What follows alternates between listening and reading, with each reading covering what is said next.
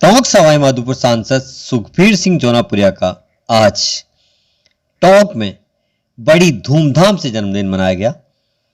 इस अवसर को और खास बनाने के लिए भाजपा के प्रदेश अध्यक्ष सतीश पूनिया खुद टोंक पहुंचे और सतीश पूनिया जिंदाबाद के नारों से गूंज उठा पांडाल।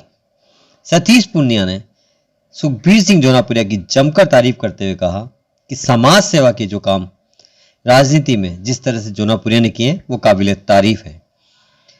प्रधानमंत्री की बालिका सशक्तिकरण योजना को लेकर सुकन्या समृद्धि योजना के तहत सांसद सुखबीर सिंह जोनापुरिया ने अपने जन्मदिन पर कन्या पूजन के साथ ही केक काटकर 5100 खाते खोलने की एक नई शुरुआत की है, जो कि कह सकते हैं कि राजनीति में ऐसे कम ही अवसर देखने को मिलते हैं जब कोई राजनेता समाज सेवा के काम में बढ़ चढ़ कर हिस्सा लेता हो।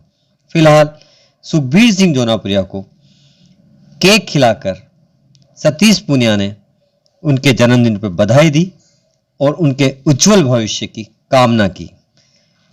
टोंक में लंबे अरसे बाद एक शानदार आयोजन देखने को मिला, जहां पर टोंक सवाईमाधोपुर लोकसभा क्षेत्र के साथ ही प्रदेश के कई अन्य जिलों से लोग पहुंचे और सांसद सुखबीर सिंह जोनापुरिया को लोगों ने उनके जन्मदिन पर बधाई दी। हजारों की भीड़ सांसद सुखबीर सिंह जोनापुरिया की लोकप्रियता की कहानी खुद ब खुद कह रही थी। ये टोंक के लोकप्रिय सांसद सुखबीर सिंह जोनपुरिया जी का जन्मदिन है।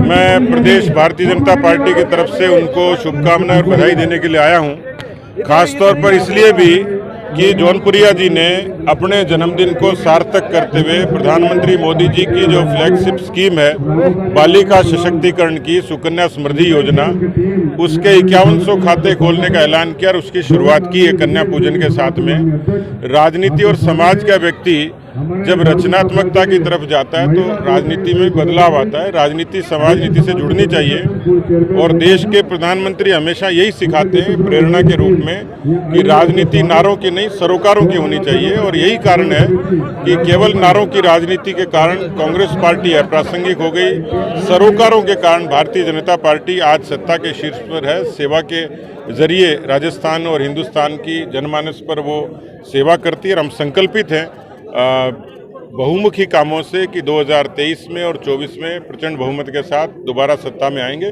और राजस्थान और हिंदुस्तान की जनता की सेवा करेंगे। आपने कहा राहुल गांधी खुद एक समस्या है कांग्रेस के लिए, हल नहीं। मुझे लगता है कि जो नेहरू गांधी खानदान का जो एक परंपरागत विरासत थी, उस विरासत के कारण वो राजनीति में उनका अपना कोई योग्यता क्षमता नहीं है। जिस तरीके का उनका अभी तक का ट्रैक रहा है कि खासतौर पर राजस्थान के परिवेश में देखें, 4 साल से आला कमान ने राजस्थान की कांग्रेस पार्टी की सरकार को भगवान भरोसे छोड़ दिया। आज राजस्थान त्रस्त है, किसान कर्जा माफी से, अपराधों से ग्रस्त है, भ्रष्टाचार से ग्रस्त है, बेरोजगारी से ग्रस्त है। कुल मिलाकर आज विरासत में ऐसा राजस्थान दिया है जिसने राजस्थान को शर्मसार किया, कमजोर किया है। और इसलिए नेतृत्व जब कमजोर होता है तो वो किसी पार्टी के लिए असर नहीं होता। देखिए, मैं समझता हूँ कार्यकर्ताओं की इच्छा थी कि माननीय प्रदेश अध्यक्ष जी अभी एक हफ्ते पहले आए थे, तो उन्होंने कहा कि सुकन्या जन योजना के तहत माननीय प्रधानमंत्री की योजना है, उसको शुरुआत करके गए थे। हमने उसके बाद में एक हफ्ते का हमें टाइम मिला, एक हफ्ते लगातार करके हमें चारों तरफ पूरे जिले के अंदर में सवाईमाधोपुर में भी सब जगह खाते खुलवाए। करीब 11,000 खाते और खुल गए, सबके पैसे जमा हो गए। मैं समझता हूँ अब ये ऐसा एक दौर शुरू हुआ है कि काफ़ी आदमी को एक प्रोजेक्ट किया है और बहुत लोग खाते खुलवाएंगे, तो एक अच्छी योजना शुरुआत हुई है। योजना ठीक है।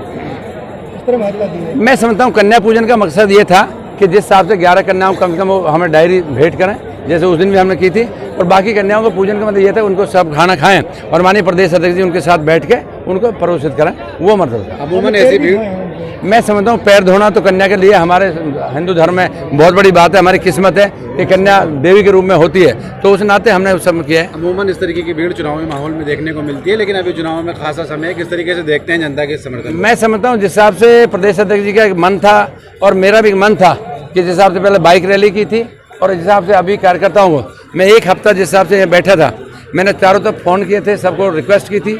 मेरे सारे कार्यकर्ता पूरे लामबंद होकर पूरे प्रदेश अध्यक्ष जी को और अपने को सम्मान देने के लिए सब उमड़े थे।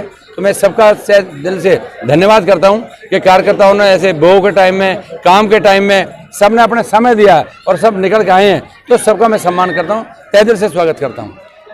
Thank you sir. आप सबका भी